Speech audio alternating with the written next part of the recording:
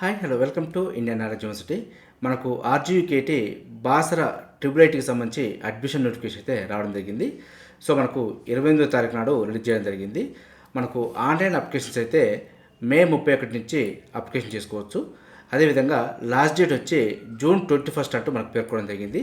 June 21 లోపు ఆన్లైన్లో application చేసుకునే ప్రయత్నం చేయండి. అదేవిధంగా ఎవరైతే పిహెచ్ కానీ సిఏపి కానీ ఎన్సీసీ కానీ స్పోర్ట్స్ కేటగిరీ వాళ్ళైతే సో వారికి సంబంధించిన ఆన్లైన్ అప్లికేషన్ ప్రింట్ని మనకు జూన్ 25 వరకు పోస్ట్ అయితే పంపించవలసి ఉంటుంది. దీనికి సంబంధించి లాస్ట్ డేటు సో మనకు 21 లోపు ఆన్లైన్ అప్లికేషన్ చేసుకొని 25 లోపు మీరు అక్కడికి చేరేటట్టు పంపించే ప్రయత్నం చేయాలి. అదేవిధంగా సెలక్షన్ లిస్ట్ అయితే జూలై 4న మనకు ప్రకటించడం జరుగుతుందంటూ చెప్పడం జరిగింది. సో 1-2 రోజులు ముందు కానీ వెనక్కి కానీ జరిగే అవకాశం కూడా ఉంది. అదేవిధంగా ఫేజ్ 1 కౌన్సిలింగ్ అయితే మనకు జూలై 7న స్టార్ట్ అవుతుందంటూ మనకు పేర్కొనడం జరిగింది. సో 1-2 రోజులు ముందు కానీ వెనక్కి కానీ జరిగే అవకాశం ఉందంటూ కూడా మనకు మెన్షన్ చేయడం జరిగింది. ఇది మనకు అప్లికేషన్ డేటు, అదేవిధంగా కౌన్సిలింగ్కి సంబంధించి షెడ్యూలు. అదేవిధంగా మనకు ఆన్లైన్లో అప్లికేషన్ సంబంధించి ప్రొసీజర్ ఏ విధంగా ఉంటుందో తెలుసుకుంటే, ఫస్ట్ మనం ఆన్లైన్లో అప్లికేషన్ చేసిన తర్వాత మనకు ఒక ఐడి అయితే రావడం జరుగుతుంది. సో ఐడిని అయితే జాగ్రత్త పెట్టుకోవాలి. అదేవిధంగా ఐడి వచ్చిన తర్వాత మనకు అప్లికేషన్ ఫీ అయితే పే చేయవలసి ఉంటుంది. అదేవిధంగా పేమెంట్ పే చేసిన తర్వాత అప్లికేషన్ ఫామ్ అయితే మనం ప్రింట్ తీసుకొని పెట్టుకోవాల్సి ఉంటుంది. అదేవిధంగా ఎవరైతే పిహెచ్ కానీ క్యాప్ కానీ ఎన్సీసీ కానీ స్పోర్ట్స్ కేటగిరీ వాళ్ళైతే సో వారికి సంబంధించిన అప్లికేషన్ ఫామ్ను ప్రింట్ తీసుకున్న తర్వాత పోస్ట్ అయితే మనకు పంపించవలసి ఉంటుంది. దానికి సంబంధించిన లాస్ట్ డేట్ కూడా మనం చెప్పడం జరిగింది. సో జూన్ 25 వరకు పంపించవలసి ఉంటుంది. సో ఈ డేట్ లోపు అక్కడికైతే చేరుకోవాలి. అదేవిధంగా మనకు అప్లికేషన్ ఫీజు తీసుకుంటే ఓసీ కానీ బీసీ కానీ తెలంగాణ పిల్లలైతే వారికి 500 రూపీస్ ఉంటుంది. అదేవిధంగా మనకు ఎస్సీ ఎస్టీ అయితే తెలంగాణ వారికే 450 రూపీస్ ఉంటుంది. సో మనకు ఇందులో గ్లోబలైజేషన్ కేటగిరీ సీట్స్ కూడా అందుబాటులో ఉన్నాయి. సో మనకు ఈ కేటగిరీ సీట్కి అయితే సో మనకు అదర్ దాన్ తెలంగాణ స్టూడెంట్స్ అయితే 1500 రూపీస్ పే చేసుకోవాల్సి ఉంటుంది.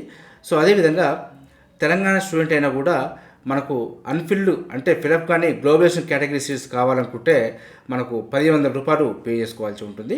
సో ఈ 1500 రూపీస్ పే చేసుకున్న పిల్లలకి మనకు జనరల్ కోటా కూడా ఎలిజిబిలిటీ రావడం జరుగుతుంది. అది తెలంగాణ వారికి మాత్రమే.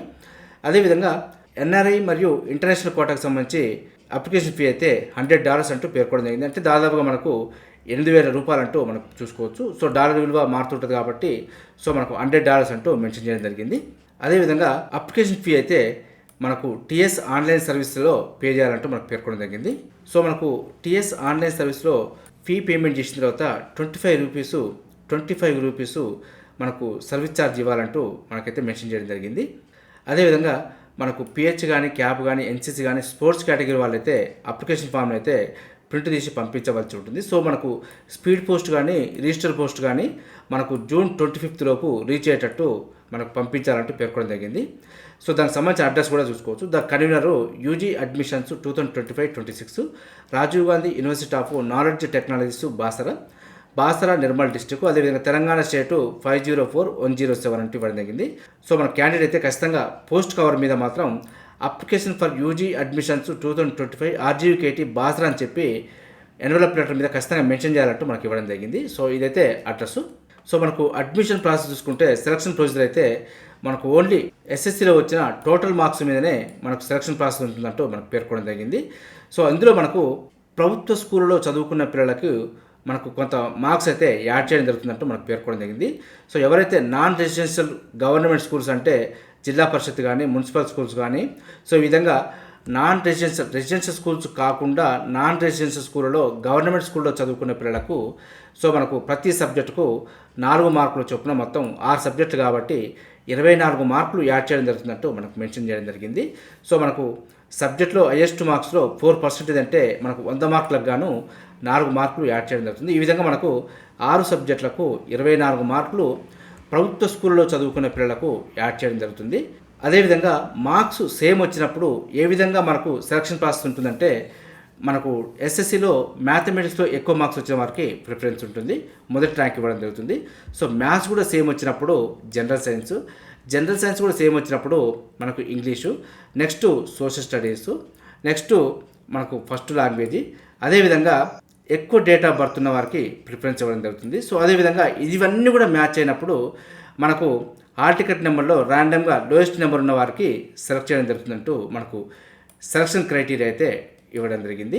ఇది మనకు ఆర్జీయూకేటీకి సంబంధించి అప్లికేషన్ ఫాము, అదేవిధంగా ఎగ్జామ్ ఫీజు, ప్రాసెస్కి సంబంధించి డీటెయిల్స్ అయితే చెప్పే ప్రయత్నం చేశాను.